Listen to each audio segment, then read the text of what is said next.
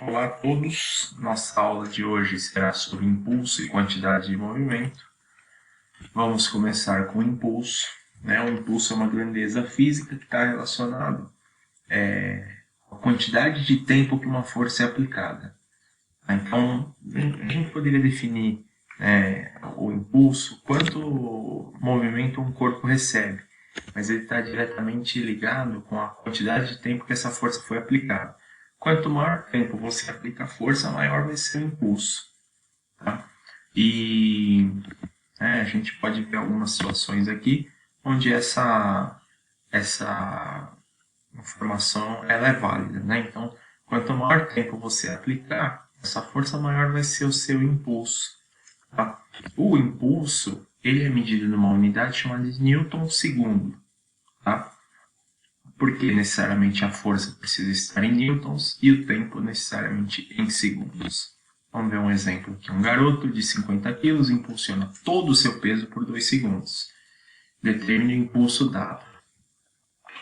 Então, essa situação aqui, nós temos primeiro que identificar qual que é a força. Tá? Qual que é a força que realiza o impulso? É o peso do garoto. Tá? O peso a gente sabe calcular através da fórmula massa vezes gravidade. Então, 50 vezes 10 dá um peso de 500 newtons. Agora, o impulso é a força vezes o tempo. Então, 500 vezes 2. Isso nos dá um impulso de 1000 newtons segundos. Esse aqui é um exemplo de aplicação simples. Agora a gente vai ver outro exemplo.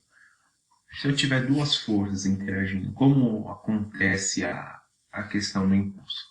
A gente tem duas forças perpendiculares, tá? De 3 e 4 newtons. Qual que é o impulso que age nessa situação?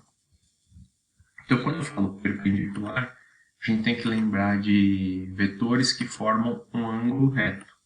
Então, eu vou fazer aqui uma setinha para cima e uma outra setinha para a direita. Tá? Então, é perpendicular. Por que é perpendicular? Porque aqui tem um ângulo de 90 graus. E vocês devem lembrar que quando a gente tem forças perpendiculares, ou seja, temos uma configuração desse estilo, a resultante que sai aqui, ela é nessa orientação, ela é em diagonal. Tá? Para calcular essa diagonal, a diagonal é a minha força resultante, a gente usa a seguinte fórmula. Força resultante é a força em x ao quadrado mais a força em y ao quadrado. Então, a minha força resultante ao quadrado é igual a 3 ao quadrado mais 4 ao quadrado. Isso aqui me dá 25. Então, a raiz, aqui como tem um quadrado, eu vou precisar de raiz. A raiz disso daqui me dá a força resultante, que é 5 newtons. Tendo a força resultante, a gente vai calcular o impulso multiplicando 5 vezes 2. Isso aqui dá 10 newtons. Ok? Agora, continuando, a gente viu o impulso, agora a gente vai ver a quantidade de movimento. A quantidade de movimento, usualmente na física, ela pode ser chamada de momentum, tá? Ou momento linear. Eu prefiro quantidade de movimento, porque é o que a gente mais encontra aí na bibliografia de ensino médio. Então, o que é a quantidade de movimento? Ela está relacionada com a inércia de um corpo. Quão fácil você consegue tirar ele do seu repouso. Tá? Então, a gente relaciona a quantidade de movimento com a massa e a velocidade. Então, eu preciso necessariamente saber essas duas informações para definir a inércia dele. E a unidade disso daqui, massa tem que ser em quilo e a velocidade em metro por segundo. Fica a unidade quilo, metro por segundo. Vamos ver um exemplo aqui. Uma Lamborghini Aventador pode atingir 370 km por hora numa pista linear. Sabendo que sua massa é de 1,575 toneladas, determine a quantidade de movimento. Perfeito. Então, a gente, nesse exemplo aqui, primeiro tem que fazer as transformações. Velocidade tem de 70 km por hora. Isso aqui eu vou dividir por 3,6. Isso vai me dar 102,8 metros por segundo, aproximadamente. E a massa, 1,575 toneladas. Temos que lembrar que uma tonelada são 1.000 quilos, então isso daqui, né, é a nossa massa. Para calcular a quantidade de movimento, eu vou multiplicar um pelo outro.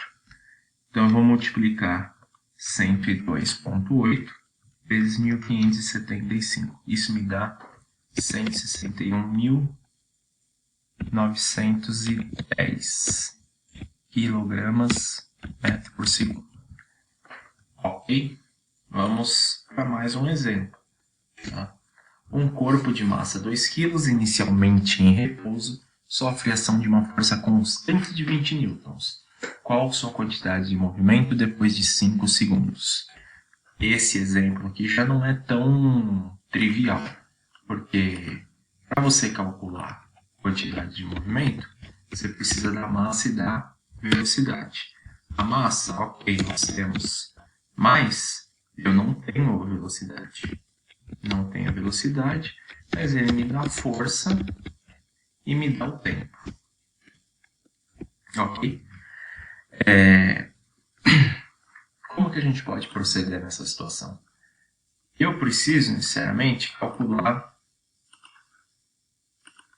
a velocidade, certo? Se vocês lembrarem bem, velocidade e aceleração é aceleração vezes tempo. Lembra daquela forma do robô ateu? Né? Velocidade e aceleração vezes tempo. Ok. Só que ainda me falta a aceleração. Ainda está faltando essa informação.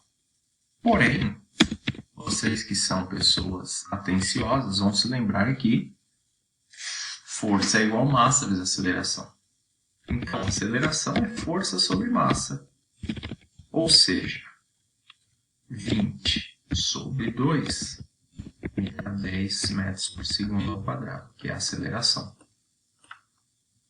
Se a aceleração é 10, agora eu tenho como calcular a velocidade fazendo 10 vezes 5, né? O tempo é 5 segundos. Isso me dá 50 metros por segundo. Agora, né, que eu consegui descobrir tudo, eu posso fazer 2, que é a massa, vezes 50, que é a minha velocidade, 100 kg metros por segundo.